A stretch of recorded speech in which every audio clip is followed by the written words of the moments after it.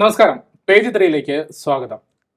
ഇക്കഴിഞ്ഞ ത്രിതല പഞ്ചായത്ത് തെരഞ്ഞെടുപ്പിൽ വലിയൊരു മുന്നേറ്റമാണ് UDF ഉണ്ടാക്കിയിരിക്കുന്നത്. എന്നാൽ വോട്ട് നിലയിൽ ഒരു കുറവും സംഭവിച്ചിട്ടില്ല എന്ന് അടിത്തറയിട്ട് പറയുകയാണ് LDF. ആദ്യമായി തിരുവനന്തപുരം കോർപ്പറേഷൻ പിടിച്ച വിജയാഹ്ലാദത്തിലാണ് BJP. വരാൻ പോകുന്ന നിയമസഭാ തെരഞ്ഞെടുപ്പിൽ ഈ മൂന്ന് മുന്നണികളും കരുതി വയ്ക്കുന്ന തന്ത്രങ്ങൾ എന്തൊക്കെയായിരിക്കാം?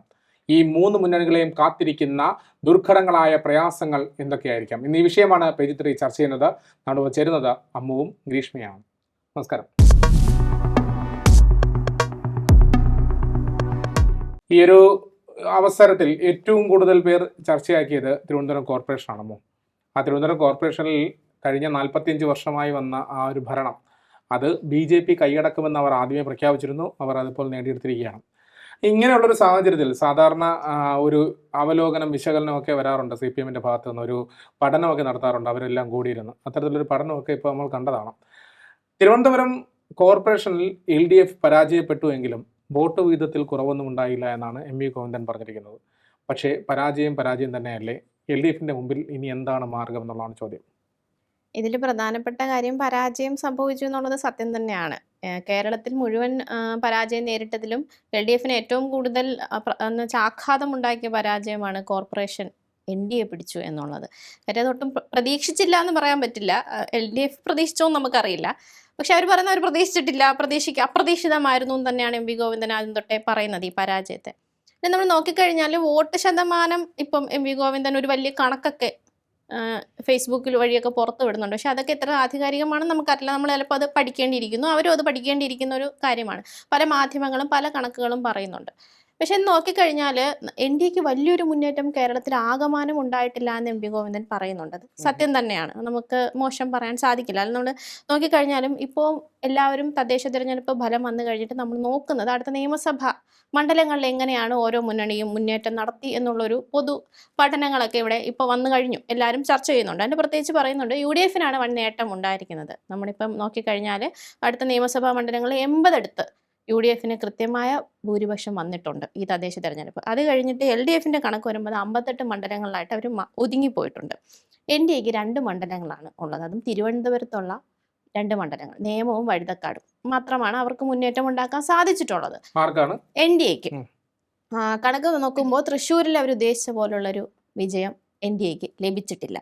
അത് നമുക്കറിയാം, പാർലമെന്റിൽ ഒരു സീറ്റ് കിട്ടി, അത് വലിയൊരു ചർച്ചയായതാണ്. പക്ഷെ അത് ആ ഒരു പ്രഭാവം, അല്ലെങ്കിൽ സുരേഷ് ഗോപി എന്ന് പറയുന്ന ഒരു സെലിബ്രിറ്റി ആയ ഒരു സ്ഥാനാർത്ഥി ഉണ്ടാക്കിയ ആ പ്രഭാവം അവിടെ ഇപ്പം നടത്താൻ സാധിച്ചില്ല. അതിൽ പ്രധാന കാര്യം ക്രിസ്ത്യൻ വോട്ടുകൾ അവർക്ക് നഷ്ടം വന്നു. കൂടുതൽ UDF ക്രിസ്ത്യൻ വോട്ടുകൾ കൊണ്ടുപോയി എന്നുള്ളതാണ് കണക്കുകൾ സൂചിപ്പിക്കുന്നത്. ഇതിൽ എനിക്ക് ചോദിക്കാനുള്ള ചോദ്യം എന്ന് പറയുന്നത്, എപ്പോഴും LDF-ൻ്റെ പരാജയത്തെക്കുറിച്ച് ചോദിക്കുമ്പോൾ LDF-കാരും അല്ലെങ്കിൽ പൊതുവെ ഈ രാഷ്ട്രീയ നിരീക്ഷകരെന്ന് പറയുന്ന ഇടതുപക്ഷ ചിന്താഗതിക്കാരും പറയുന്ന ഒരു കാര്യം എന്ന് പറയുന്നത് മറുപക്ഷത്തിന് കിട്ടിയ വോട്ടുകളുടെ എണ്ണത്തെക്കുറിച്ചാണ്.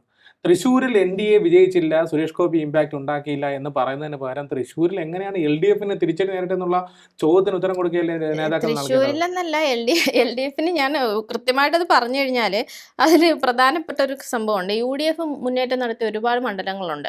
അപ്പോൾ നമ്മളിനി അടുത്ത നിയമസഭയിൽ ഇപ്പോൾ ഞാൻ LDF ആളായിട്ടൊന്നും സംസാരിക്കില്ല, പൊതുവെ പറഞ്ഞാൽ LDF-ന് ചെയ്യേണ്ട കാര്യം UDF മുന്നേറ്റം ഉണ്ടാക്കിയ സ്ഥലങ്ങളിൽ ഇവർക്ക് നേട്ടം ഉണ്ടാക്കാൻ സാധിക്കുമോ എന്നുള്ളതാണ് അവർക്ക് മുന്നിലുള്ള പ്രധാന ലക്ഷ്യം.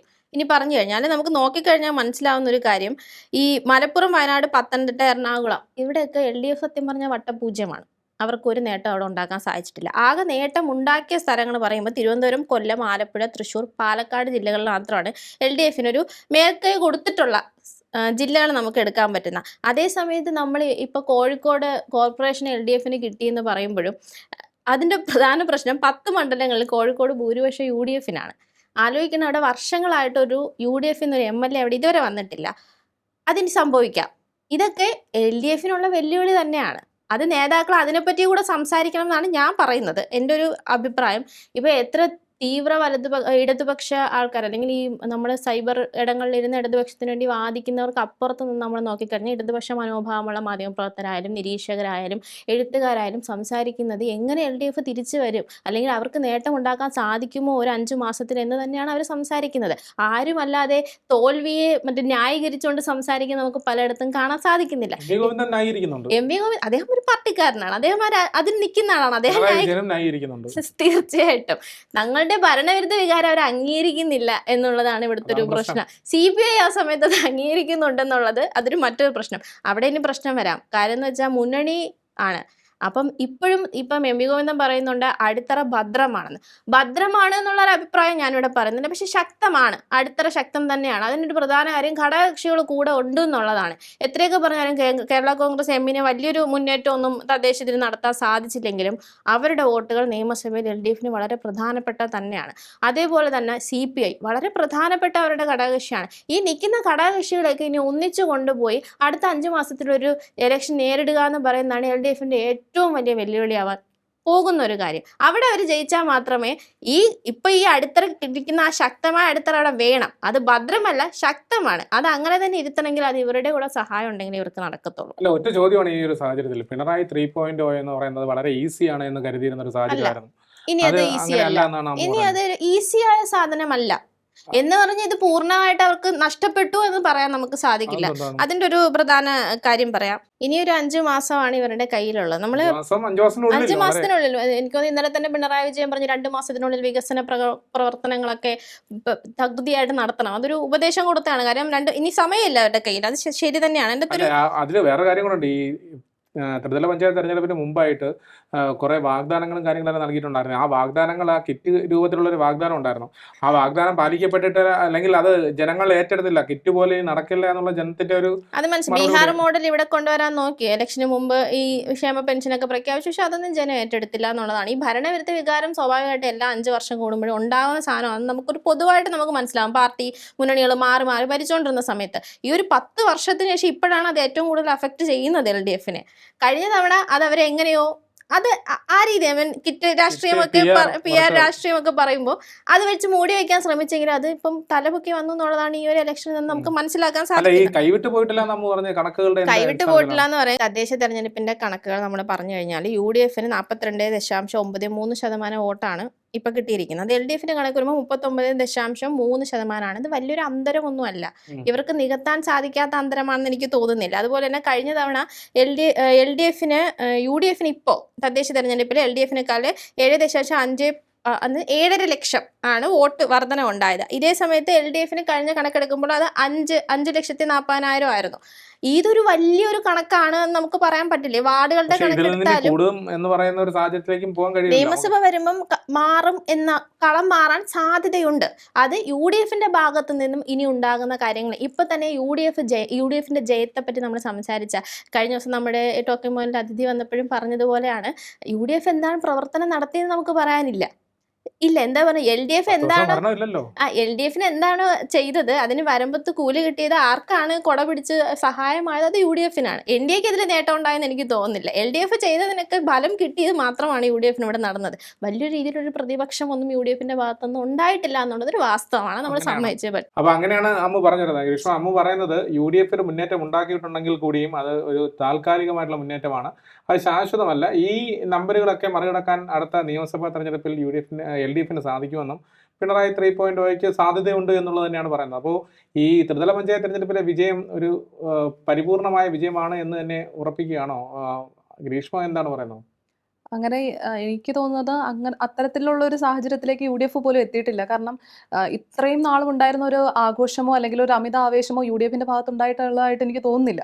അപ്പൊ അവര് പോലും പ്രതീക്ഷിച്ചിരുന്നോ എന്ന് ചോദിച്ചാൽ ഇപ്പം പ്രതിപക്ഷ നേതാവ് VD സതീശൻ ഒരു കണക്കുകളൊക്കെ പറഞ്ഞു എന്നിരുന്നാലും പിണറായി 3.0 എന്ന് പറയുന്ന ഒരു PR വർക്ക് അല്ലെങ്കിൽ ഒരു PR ലേബൽ ഉണ്ടായിരുന്നു.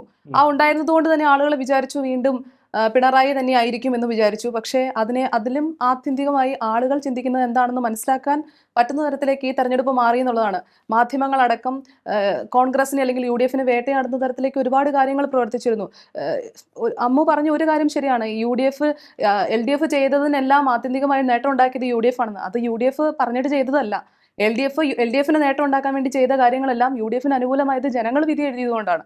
അല്ലാതെ UDF വിജയിച്ചോട്ടെ എന്ന് പറഞ്ഞ് നേട്ടം ഉണ്ടാക്കാൻ കൊടുത്തതാണോ? അല്ല ഇത് ഇപ്പോഴും ചോദ്യം ഈ കോൺഗ്രസിലെ അല്ലെങ്കിൽ യു ഡി എഫിലെ തമ്മിലടി, യു ഡി എഫിന്റെ പ്രത്യേകിച്ച് കോൺഗ്രസിനുള്ള തമ്മിലടി എന്ന് പറയുന്നത് വളരെ എപ്പോഴും ഈ തിരഞ്ഞെടുപ്പുകളുടെ സമയത്ത് നമ്മൾ ഇപ്പോഴും കണ്ടതാണ്. പലരും വിമതരായി മത്സരിക്കുന്നത്. എനിക്കൊന്ന് ഈ ത്രിതല പഞ്ചായത്ത് തിരഞ്ഞെടുപ്പിൽ ഏറ്റവും കൂടുതൽ വിമതർ നിന്നിരുന്നത് കോൺഗ്രസ് പാർട്ടിയിലാണ്. അപ്പോൾ അങ്ങനെയുള്ള ഒരു തമ്മിലടി, ആരാവും മുഖ്യമന്ത്രി എന്നുള്ളത്, മുഖ്യമന്ത്രി കസേരയ്ക്ക് വേണ്ടി പോലും തമ്മിലടി എന്ന് പറയുന്ന ഒരു കാഴ്ചപ്പാടിൽ അല്ല നിൽക്കുന്നു. ഉഞ്ചു, ഈ തെരഞ്ഞെടുപ്പിനകത്ത് അങ്ങനെ ഒരു കാര്യത്തെ പറ്റി സംസാരിക്കുന്നത് കേട്ടിട്ടുണ്ടോ?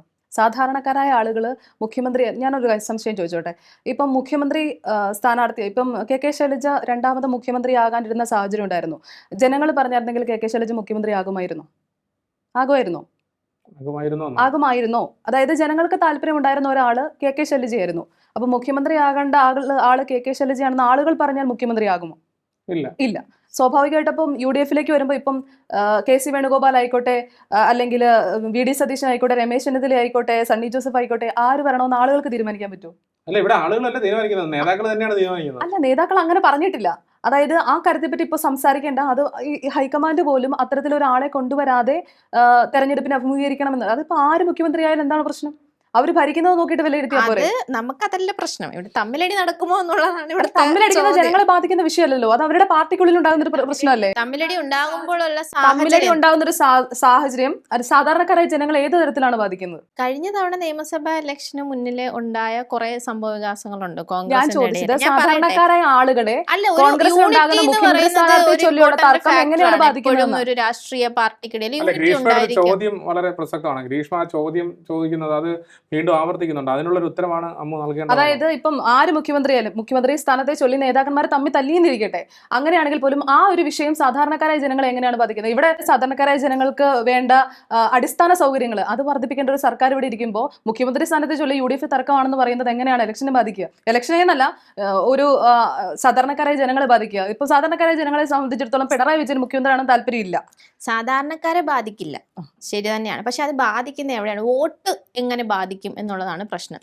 തദ്ദേശ തെരഞ്ഞെടുപ്പിൽ അങ്ങനെ ഒരു സാഹചര്യം ഉണ്ടായിരുന്നു, എന്നിട്ട് വോട്ടിൽ ബാധിച്ചോ? അല്ല, തദ്ദേശ തെരഞ്ഞെടുപ്പിലെ ഒരു ചിത്രം ഞാൻ ഒരു ചോദ്യം കൂടി ഗ്രീഷ്മയോട് ചോദിക്കാൻ ആഗ്രഹിക്കുന്നു. അതായത് നിങ്ങൾ ഈ പറഞ്ഞ പോലെ തമ്മിലടി ഇല്ല, അല്ലെങ്കിൽ തമ്മിലടി ഇല്ല എന്നോ അങ്ങനെ ഒരു സാഹചര്യം ഇല്ലെന്നല്ല, അത് ഈ ഉണ്ട് എന്നുള്ളതാണ്. അങ്ങനെയല്ല, തമ്മിലടി ഉണ്ടെന്ന് ഇപ്പൊ നിങ്ങൾ ചോദിക്കുന്നുണ്ടല്ലോ, തമ്മിലടി ഉണ്ടോ ഇല്ലയോ എന്ന്. തമ്മിലടി ഉണ്ടെന്ന് പറയുന്നുണ്ട്. അപ്പൊ പിന്നെ ഞാൻ ഇല്ലെന്ന് പറഞ്ഞാൽ നിങ്ങൾ ഉണ്ടെന്ന് തന്നെയല്ലേ പറയുള്ളൂ? ഓക്കെ, അല്ല അങ്ങനെയല്ല, ഒരു വാദത്തിന് വേണ്ടി ഗ്രീഷ്മ പറയുന്ന ഒരു സാഹചര്യമാണ് ഞാൻ പറഞ്ഞത്. അതായത് തമ്മിലടി ഇല്ല, ആരായാലും മുഖ്യമന്ത്രി ആരായാലും കുഴപ്പമില്ല, ഈ പറഞ്ഞ പോലെ എല്ലാവരും പ്രഗത്ഭരാണ്. വി ഡി സതീശനായാലും രമേശ് ചെന്നിത്തലയായാലും സണ്ണി ജോസഫ് ആയാലും, ഇൻ കേസ് ഇനിയിപ്പോൾ കെ.സി. തന്നെ നേരിട്ട് വന്നാലും, അല്ലെങ്കിൽ ശശി തരൂർ, നിങ്ങൾ പറയുന്ന സോക്കോൾഡായിട്ടുള്ള ശശി തരൂർ പോലും മുഖ്യമന്ത്രി ആയാലും ആർക്കും ഒരു പ്രശ്നമല്ല. പക്ഷേ ഇത് ജനങ്ങൾ വിലയിരുത്തില്ല എന്നുള്ളതാണ് അമ്മുവിന്റെ തിരിച്ചുള്ള ഒരു മറുചോദ്യം എന്ന് പറയുന്നത്. ഞാൻ ചോദിക്കാൻ വന്ന കാര്യം, ഈ BJP എന്ന് പറയുന്നത് കേരളത്തിൽ നിങ്ങൾ തൊട്ടുകൂടായ്മ, ചാണകം, സംഘി എന്നൊക്കെ പറഞ്ഞ് മാറ്റി നിർത്തിയിരുന്ന, ഒഴിച്ചു നിർത്തിയിരുന്ന ഒരു വിഭാഗമായിട്ടുള്ള BJP, ആ BJPയുടെ വളർച്ച ഇപ്പോൾ തലസ്ഥാന നഗരം പിടിച്ചെടുക്കുന്ന ഒരു കാഴ്ചപ്പാട്, അതൊക്കെ UDF ഒരു പരിധി വരെ വിമിഷ്ടപ്പെടുത്തുന്നില്ലല്ലോ? അല്ല, തലസ്ഥാന നഗരയിലെ കോർപ്പറേഷൻ തീർച്ചയായിട്ടും UDF അതിനകത്ത് സീറ്റ് വർദ്ധിപ്പിച്ചിട്ടുണ്ടെന്നുള്ള കാര്യത്തിൽ സംശയമില്ല. അപ്പൊ UDFന്റെ ഭാഗത്തു നിന്നൊരു നേട്ടം അല്ലെങ്കിൽ ഒരു വിജയത്തിലെത്തിയില്ലെങ്കിൽ അതിന് ഉത്തരവാദി LDF ആണ്. തിരുവനന്തപുരം കോർപ്പറേഷൻ ഭരിച്ചുകൊണ്ടിരുന്നത് LDF ആണ്. അവിടെ മുന്നേറ്റം ഉണ്ടാക്കിയിട്ടുള്ളത്, അവിടെ UDF മുന്നേറ്റം ഉണ്ടാക്കിയിട്ടുണ്ട്. കഴിഞ്ഞ തവണ 10 ആയിരുന്നതിൽ നിന്ന് വർദ്ധിപ്പിച്ചിട്ടുണ്ട്. അപ്പോൾ UDF അവിടെ ഒരു കാര്യവും ചെയ്തിട്ടില്ല എന്ന് പറയാൻ നമുക്ക് പറ്റത്തില്ലല്ലോ. അല്ല, വിവാദങ്ങളുടെ പുറത്തൊക്കെയാണ് അമ്മു ഈ BJPയുടെ വളർച്ചയ്ക്ക് വഴിക്കല്ലിട്ടത് LDF ആണ് എന്നുള്ളതാണ് ഗ്രീഷ്മ പറഞ്ഞു വെക്കുന്നത്. LDF ആണെന്ന് പൊതുവെ ഇപ്പം ആര്യ രാജേന്ദ്രനെതിരെയൊക്കെ ആരോപണങ്ങൾ വരുന്നുണ്ട്. പക്ഷേ എങ്കിലും പാർട്ടി അത് സമ്മതിക്കുന്നില്ല എന്നുള്ളതൊരു, കഴിഞ്ഞ ദിവസം ശിവൻകുട്ടി പറഞ്ഞത് അവർ നല്ലൊരു മേയർ ആയിരുന്നു എന്ന്. പക്ഷേ പാർട്ടിക്കുള്ളിൽ പ്രശ്നങ്ങൾ ഉണ്ടായിരുന്നു, ഇല്ലെന്ന് പറയുന്നില്ല. കാര്യം ഇലക്ഷന് ശേഷം കൗൺസിലർ ആര്യ രാജേന്ദ്രനെതിരെ സംസാരിച്ചതൊക്കെ നമ്മൾ കണ്ടതാണ്. അതൊരു പ്രശ്നം തന്നെയാണ് എനിക്ക് തോന്നുന്നു. പക്ഷേ UDFന് പൊതുവേ ഉള്ളൊരു മുന്നേറ്റം തിരുവനന്തപുരത്ത് കണ്ടില്ല എന്നുള്ളതൊരു ചോദ്യം തന്നെയാണ്. എന്തുകൊണ്ട് ഇവിടെ അത് നടന്നില്ല? അവിടെ NDA മുന്നേറ്റം നടത്തി. അല്ല, ഗ്രീഷ്മ പറഞ്ഞൊരു കാര്യം കൂടി ഉണ്ട്, 10 നിന്ന് 19 എത്തി എന്നുള്ളതാണ്. അതൊരു വലിയ മാറ്റമാണ്. UDFന്റെ ആ തരംഗം, UDF ഒരു തരംഗം സൃഷ്ടിച്ചു എന്ന് എല്ലാവരും പറയുന്നത് സമ്മതിക്കുന്നു. ആ തരംഗം BJP എന്ന് പറയുന്ന ആ ഒരു ഭയം LDFനും ഇല്ല എന്നുള്ളതാണ്. നിയമസഭാ തെരഞ്ഞെടുപ്പിനെ സ്വാധീനിക്കാൻ BJPക്ക് ആവില്ല എന്നുള്ളതാണ് പറയുന്നത്. നിയമസഭാ തെരഞ്ഞെടുപ്പിൽ വോട്ട് ശതമാനം BJPക്ക് സ്വാധീനിക്കാൻ സാധിക്കും. എങ്കിലും കഴിഞ്ഞ തദ്ദേശ തെരഞ്ഞെടുപ്പ് വെച്ച് നോക്കിക്കഴിഞ്ഞാൽ 1,00,000 വോട്ട് മാത്രമാണ് BJPക്ക് ടോട്ടലി സംസ്ഥാനത്ത് കൂടുതൽ കിട്ടിയിട്ടുള്ളത്. അതൊരു വലിയ മുന്നേറ്റം ആയിട്ട് പറയാൻ സാധിക്കില്ല എന്നുള്ളത് പ്രധാനപ്പെട്ട കാര്യമാണ്. പക്ഷേ എന്ന് പറഞ്ഞ് തലസ്ഥാനത്ത് അവരുണ്ടായ നേട്ടത്തെ നമുക്ക് കുറച്ച് പറയാൻ സാധിക്കില്ല. കാര്യം അതൊരു വലിയ നേട്ടം നേട്ടം തന്നെയാണ് തലസ്ഥാനത്ത് അവരുണ്ടാക്കിയ നേട്ടം. പക്ഷെ ബാക്കി സ്ഥലങ്ങളിൽ അവർക്ക് പന്തളത്ത് ഇപ്പൊ പോയി. അങ്ങനെ ഈ മാറ്റങ്ങൾ അവിടെ വരുന്നുണ്ട്. ഇവിടെ മാത്രമാണ് അവർക്ക് ആ ഒരു മുന്നേറ്റം പ്രകടിപ്പിക്കാൻ സാധിച്ചത്. അത് അവർ ചെയ്തു. ഗ്രീഷ്മ, ഈ തദ്ദേശ തെരഞ്ഞെടുപ്പ് കഴിഞ്ഞ് നിയമസഭാ തെരഞ്ഞെടുപ്പിലേക്ക് എത്തുമ്പോൾ നിയമസഭാ തെരഞ്ഞെടുപ്പ് ഇനി നടക്കാൻ പോകുന്നത് ഒരുപക്ഷെ BJPയും UDF-ഉം തമ്മിലാകുമെന്നാണ്, അല്ലെങ്കിൽ അങ്ങനെ ആയിരിക്കാമെന്നാണ് രാജീവ് ചന്ദ്രശേഖരനും പറയുന്നത്. അത് UDF പോലും ഞാൻ പറഞ്ഞല്ലോ പ്രതീക്ഷിച്ചിരുന്ന ഒരു കാര്യമല്ല ഇത്തരത്തിലൊരു മുന്നേറ്റം ഉണ്ടാകാൻ സാധിക്കും എന്നുള്ളത്. ഭരണവിരുദ്ധ വികാരം ഇല്ല എന്ന് പറയുന്ന ഒരു സാഹചര്യത്തിൽ നിന്ന് ഭരണവിരുദ്ധ വികാരം ഉണ്ടെന്ന് പറയുന്നത് ഞാനൊരു കാര്യം പറയാം. കൊല്ലം കോർപ്പറേഷൻ അത് കൊല്ലം കോർപ്പറേഷൻ തുടങ്ങിയത് 2000-ലാണ്. 2000 മുതൽ ഇത്രയും ഈ തെരഞ്ഞെടുപ്പ് വരെയും ആ കൊല്ലം കോർപ്പറേഷൻ ഭരിച്ചുകൊണ്ടിരുന്നത് LDF ആയിരുന്നു. അതായത് 2016 11 മണ്ഡലങ്ങളിൽ 11 മണ്ഡലങ്ങളിലും LDF-നായിരുന്നു. 2021 വരുമ്പോൾ 11-ൽ 9 അതായിരുന്നു. ഇനി വരുമ്പോൾ എങ്ങനെയാവും നമുക്ക് കൃത്യമായിട്ട് അറിയില്ല. പക്ഷേ ഈ ഇത്രയും വർഷം 2000 മുതൽ കോർപ്പറേഷൻ ഉണ്ടായിരുന്ന സാഹചര്യത്തൊന്നും ഇപ്പൊ അത് കൈവിട്ടു പോയി. ആ കോർപ്പറേഷന്റെ പരാജയത്തെ എനിക്ക് തോന്നുന്നു ഇടതുപക്ഷം പോലും അംഗീകരിക്കുന്നുണ്ട്. പഞ്ചായത്തുകൾ പലതും ഉണ്ടായ ശേഷം ഒരുപാട് ഭരിച്ചിട്ടുള്ളൂ. അതായത് UDF-ന് പോയി.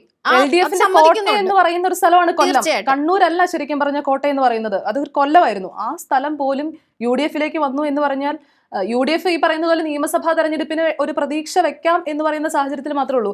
വിജയിക്കോ പരാജയപ്പെടോ ഞാൻ പറഞ്ഞല്ലോ, ഇപ്പോഴത്തെ ഈ സാഹചര്യം പോലും UDF പോലും പ്രതീക്ഷിച്ചിരുന്ന ഒരു കാര്യമല്ല. പക്ഷെ അതിനെ ഒരുക്കി വെച്ച ഒരുപാട് കാര്യങ്ങൾ, ഈ ശബരിമല സ്വർണ്ണക്കൊള്ള അടക്കമുള്ള കാര്യങ്ങളുണ്ട്.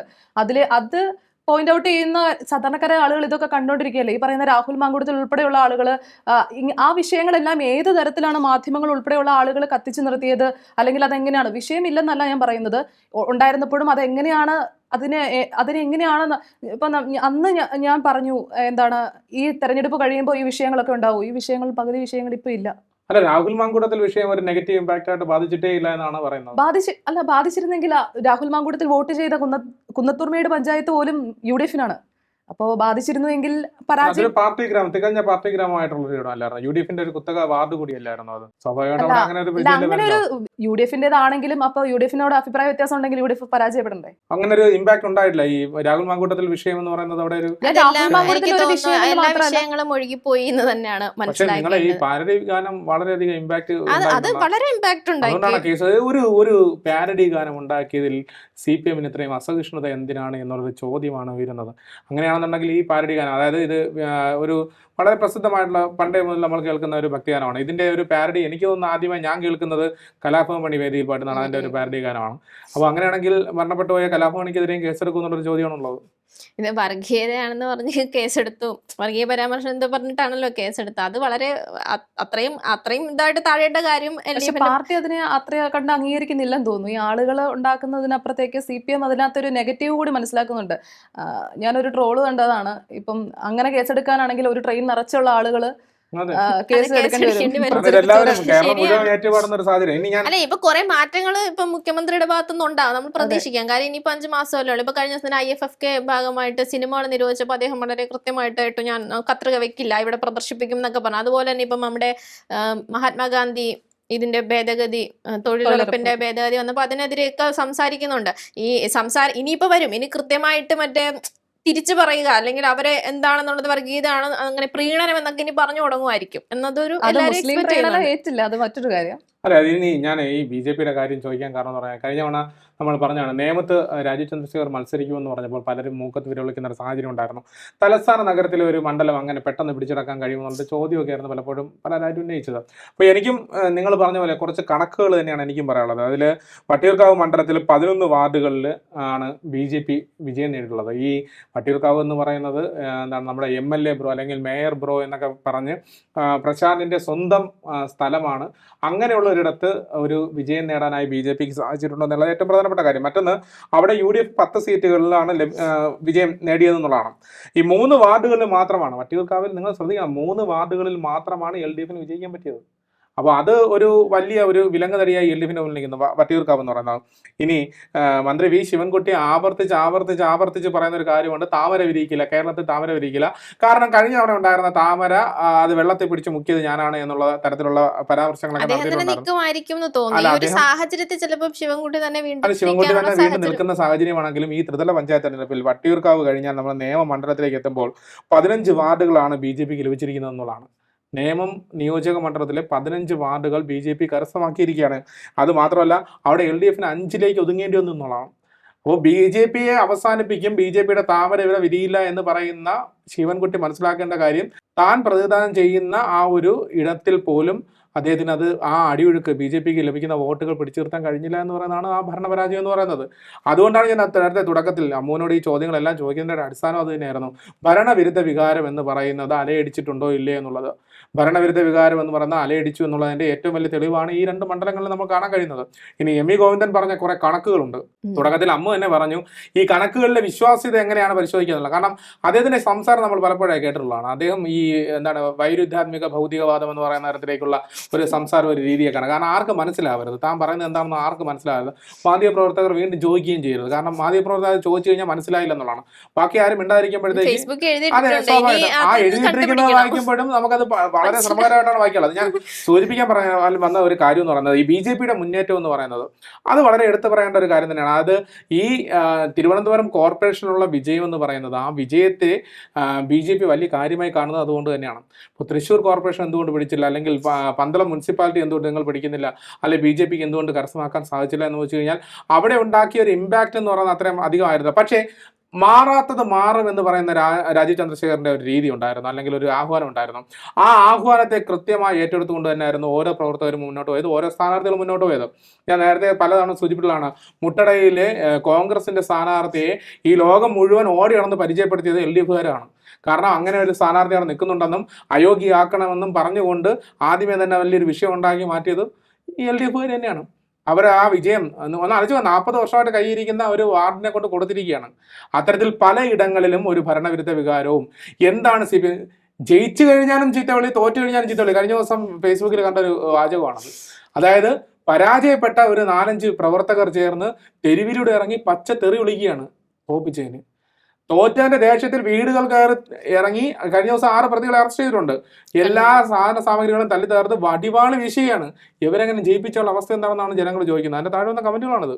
അപ്പോൾ ഇങ്ങനെയുള്ളൊരു സാഹചര്യത്തിൽ ആ മാറ്റം വേണം എന്നുള്ള ഒരു ആഹ്വാനം ജനങ്ങൾ ഏറ്റെടുക്കും. ഞാൻ നേരത്തെ തുടക്കത്തിൽ പറഞ്ഞ പോലെ, ഞാൻ സംസാരിച്ചു തുടങ്ങിയപ്പോൾ പറഞ്ഞ പോലെ, ഈ നിങ്ങൾ പറഞ്ഞു നിർത്തിയ അല്ലെങ്കിൽ ഈ പറഞ്ഞ പോലെ മാറ്റി നിർത്തുന്ന ഒരു സാഹചര്യം ഉണ്ടായിരുന്നു, സംഘി എന്ന് പറയുന്ന മാറ്റി നിർത്തുന്ന ഒരു സാഹചര്യം ഉണ്ടായിരുന്നു. അങ്ങനെയുള്ള സാഹചര്യങ്ങളിൽ നിന്നൊക്കെ ഇപ്പോൾ ഏറെക്കുറെ BJPയെ കാണുന്ന രീതി ലെവൽ മാറിയിട്ടുണ്ട്, ജനങ്ങൾ ഉൾക്കൊള്ളുന്നുണ്ട്.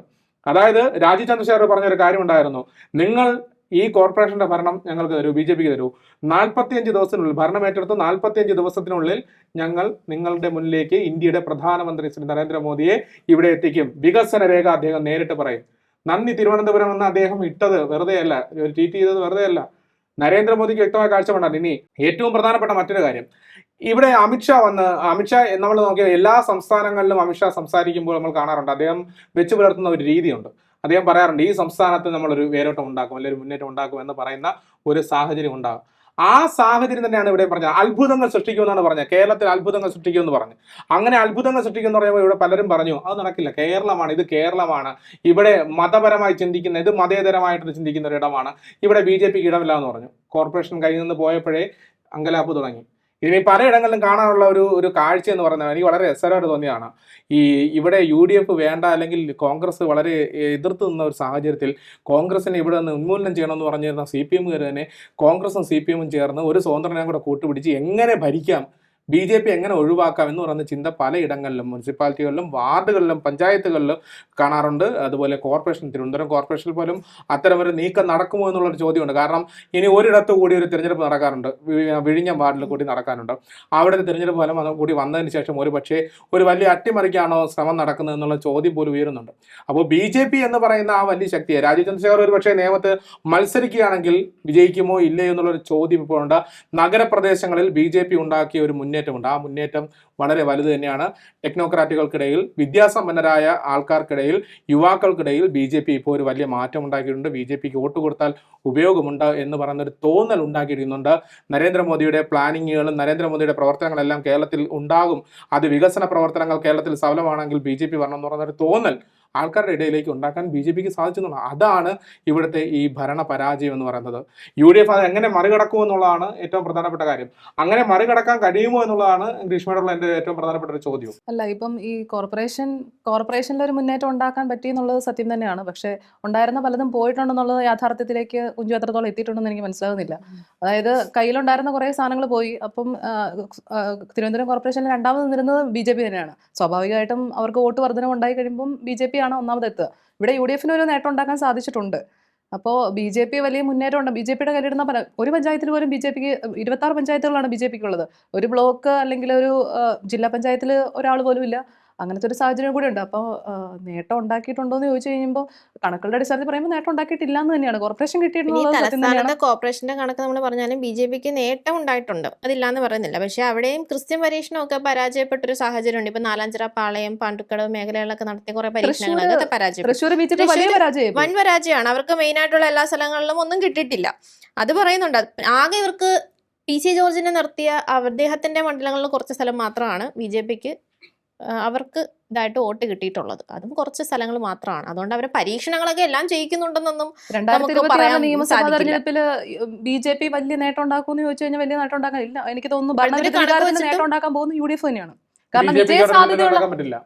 ഒരു പക്ഷേ അത് അത്ര വലിയ ഇമ്പാക്ട് ഉണ്ടാക്കുമെന്ന് ചോദിച്ചു ഈ കഴിഞ്ഞാൽ പറയുന്ന ഉണ്ടാക്കാൻ രണ്ട് സാധ്യതയില്ല. നിയമസഭാ മണ്ഡലങ്ങളും തീർച്ചയായിട്ടും അവർക്ക് ചിലപ്പോൾ നേട്ടമുണ്ടാകും. നിയമവും വഴുതക്കാടും ആ രീതിയിലുള്ള കണക്കുകൾ തന്നെയാണ് നമുക്ക് കാണാൻ ഭരണവിരുദ്ധ കഴിയുന്നത്. പക്ഷെ വികാരമുണ്ട്. ബാക്കി അത് സംസ്ഥാനം അനുകൂലമായ മുഴുവൻ നോക്കിക്കഴിഞ്ഞാൽ അങ്ങനെ ഒരു ഇത് നമുക്ക് കാണാൻ സാധിക്കില്ല. BJP എത്രത്തോളം ഇവിടെ രാജീവ് ചന്ദ്രശേഖർ വന്നു, അദ്ദേഹത്തിന്റെ പ്രഭ ഉണ്ട്, ഇല്ലാന്ന് ഞാൻ പറയുന്നില്ല. അദ്ദേഹം വികസനം പറഞ്ഞു തന്നെയാണ് വോട്ട് പിടിച്ചത് എന്നുള്ള എല്ലാം നമ്മൾ സംസാരിച്ചതാണ്. അതിൻ്റെത് ഇവിടെ തിരുവനന്തപുരത്ത് തലസ്ഥാന നഗരിയിൽ നമ്മൾ കാണും. BJP എന്നുള്ളൊരു ഭയം LDFന് മുന്നിലുണ്ടോ എന്നുള്ളതാണ്. കാണാം, ഇല്ല എന്ന് പറയാൻ സാധിക്കില്ല. പക്ഷെ അറിയില്ല. ഈ കോർപ്പറേഷൻ ഞാൻ പറഞ്ഞില്ലേ, ബാക്കി എല്ലാ പരാജയങ്ങളെക്കാളും LDFന് ഏറ്റവും തകർത്ത് കളഞ്ഞത് കോർപ്പറേഷൻ കയ്യിൽ നിന്ന് പോയി എന്നുള്ളത്. അതും ആര് കൊണ്ടുപോയി? ഇപ്പൊ UDF കൊണ്ടുപോയെങ്കിൽ ഇത്രയും ഒരു പരാജയം ഭീതിന്ന് അവർക്ക് വരത്തില്ലായിരിക്കും. പക്ഷെ കൊണ്ടുപോയത് NDA ആണ്. അതിന്റെ ഒരു പ്രശ്നം അത്തരത്തിലുള്ള ഒരു ഭയം ഉണ്ടോ? BJP എന്ന് പറയുന്ന ഒരു ഭയം ഞാൻ പറഞ്ഞല്ലോ. അതായത് UDF അതായത് 2026 തെരഞ്ഞെടുപ്പിൽ UDF ഭയക്കേണ്ടതുണ്ടെന്ന് എനിക്ക് തോന്നുന്നില്ല. 2026 ഭരണം കിട്ടാൻ BJP സംസ്ഥാനം ഭരിക്കാൻ സാധ്യതയില്ലല്ലോ. സ്വാഭാവികമായിട്ട് LDF ആയിരിക്കും അവരുടെ. BJP ഒരു പ്രതിപക്ഷം, ഒരു മുഖ്യ പ്രതിപക്ഷമാവാന്നുള്ളതാണ് BJPയുടെ ആദ്യത്തെ ഉദ്ദേശമെന്ന് പലരും ഒക്കെ ഇങ്ങനെ 2031 കേൾക്കുന്നുണ്ട്. അതാണ് അവരുടെ പ്രധാനപ്പെട്ട ഉദ്ദേശം അല്ലെങ്കിൽ ലക്ഷ്യമെന്ന്. അത് ശരിയായിരിക്കും. അവർക്ക് അതിൽ നിന്നായിരിക്കും ചിലപ്പോൾ തുടങ്ങാൻ സാധിക്കാന്നുള്ളത്. അപ്പൊ ഇവിടെ എന്തായാലും LDF UDF ഇവരിൽ ആര് വരും എന്നുള്ളത് തന്നെയാണ് അടുത്ത നിയമസഭയിൽ ഞാൻ ഉറ്റുനോക്കുന്നത്. അതിനപ്പുറത്തോട്ട് ഞാൻ വലിയൊരു അത്ഭുതങ്ങളൊന്നും പ്രതീക്ഷിക്കുന്നില്ല. തീർച്ചയായും. ഏതായാലും വലിയ രീതിയിലുള്ള ചർച്ചകൾ തന്നെയാണ് നടക്കുന്നത്. പക്ഷേ ഇതിൽ 2026 നിയമസഭാ തെരഞ്ഞെടുപ്പിൽ ആർക്കാണ് മുന്നേറ്റം ഉണ്ടാക്കാൻ സാധിക്കുക എന്നുള്ള ചോദ്യത്തിനൊപ്പം തന്നെ ഉയർന്നു വരുന്നതാണ് BJP എത്ര സീറ്റുകൾ നേടുമെന്നുള്ളത്. 1 മുതൽ 10 വരെയുള്ള സീറ്റുകൾ നേടുമെന്ന് പലതവണ ആവർത്തിച്ച് BJP നേതൃത്വം പറഞ്ഞിട്ടുള്ളതാണ്. പക്ഷേ അതിനേക്കാൾ കൂടുതൽ നേടുമെന്നുള്ള ആത്മവിശ്വാസത്തിലാണ് ഇപ്പോൾ തിരുവനന്തപുരം കോർപ്പറേഷൻ പിടിച്ചതിലൂടെ മാത്രം BJP കൈവരിച്ചിരിക്കുന്നത്. കാരണം പലയിടങ്ങളിലും വോട്ട് ബാങ്ക് വർദ്ധിപ്പിക്കാൻ, അല്ലെങ്കിൽ പല വാർഡുകളിലും വോട്ട് ബാങ്കുകൾ വർദ്ധിപ്പിക്കാൻ BJPക്ക് ആയിട്ടുണ്ട് എന്നുള്ള ആത്മവിശ്വാസം അവർ വെച്ചു പുലർത്തുമ്പോൾ LDF അല്ലെങ്കിൽ CPM മുന്നോട്ട് വയ്ക്കുന്നത് വോട്ട് ബാങ്കുകളിൽ യാതൊരു തളർച്ചയും അല്ലെങ്കിൽ ഒരു തകർച്ചയും ഉണ്ടായിട്ടില്ല എന്നുള്ളതാണ്. കാരണം ഈ വോട്ട് നില പരിശോധിക്കുമ്പോൾ പല മണ്ഡലങ്ങളിലും വോട്ട് നില മെച്ചപ്പെടുത്തുവാനാണ് LDFന് സാധിച്ചിട്ടുള്ളത്. 10, 12, 15 വോട്ടുകളുടെ ഭൂരിപക്ഷത്തിലാണ് പലയിടങ്ങളിലും വിജയിച്ചിട്ടുള്ളത്. ആ വോട്ട് ചോർച്ച നടന്നിരിക്കുന്നത് കോൺഗ്രസിന്റെ ഭാഗത്തു നിന്നാണെന്നാണ് CPM ആവർത്തിച്ചിപ്പോൾ പറഞ്ഞുകൊണ്ടിരിക്കുന്നത്. പിണറായി 3.0 സാധ്യമാണ് എന്നുള്ളതും CPM പറയുന്നുണ്ട്. എന്നാൽ ഇതിനെല്ലാം മാറ്റി നിർത്തിക്കൊണ്ട് ഭരണവിരുദ്ധ വികാരം എന്ന് പറയുന്നത് അലയടിക്കുന്നുണ്ടെന്നും ആ ഭരണവിരുദ്ധ വികാരം ഇനി വരാൻ പോകുന്ന നിയമസഭാ തെരഞ്ഞെടുപ്പിൽ വലിയൊരു ചർച്ചയായി മാറുമെന്നും ഭരണ തുടർച്ച ഉണ്ടാകില്ല എന്നും UDF സധൈര്യം അധികാരത്തിലേക്ക് എത്തുമെന്നുമുള്ള ഒരു കാഴ്ചപ്പാടാണ് UDF മുന്നോട്ട് വയ്ക്കുന്നത്. അതിനുള്ള പ്രവർത്തനങ്ങളുമായി അവർ മുന്നോട്ട് പോവുകയാണ്. ഈ ഒരു ത്രിതല പഞ്ചായത്ത് തെരഞ്ഞെടുപ്പിലെ ഒരു വിജയം കൊണ്ട് മാത്രം ഇനി അവർ അടങ്ങിയിരിക്കില്ല, അല്ലെങ്കിൽ അവർ ഉണർന്ന് പ്രവർത്തിക്കും. വരാൻ പോകുന്ന നിയമസഭാ തെരഞ്ഞെടുപ്പിൽ മിന്നുന്ന വിജയം കാഴ്ചവെക്കുമെന്നുള്ള ഒരു കാഴ്ചപ്പാടിലാണ് UDF ഉള്ളത്, UDF നേതൃത്വമുള്ളത്. ഏതായാലും കാത്തിരുന്ന് തന്നെ കാണേണ്ട ഒരു കാഴ്ചയാണത്. ഇന്ന് നമ്മോടൊപ്പം ചേർന്നതിന് അമ്മുവിനും ഗ്രീഷ്മയ്ക്കും വളരെയധികം നന്ദി. പേജ് 3യുടെ ഈ എപ്പിസോഡോട് അവസാനിക്കുന്നു. ഇനി അടുത്ത എപ്പിസോഡ് കാണാം. നമസ്കാരം.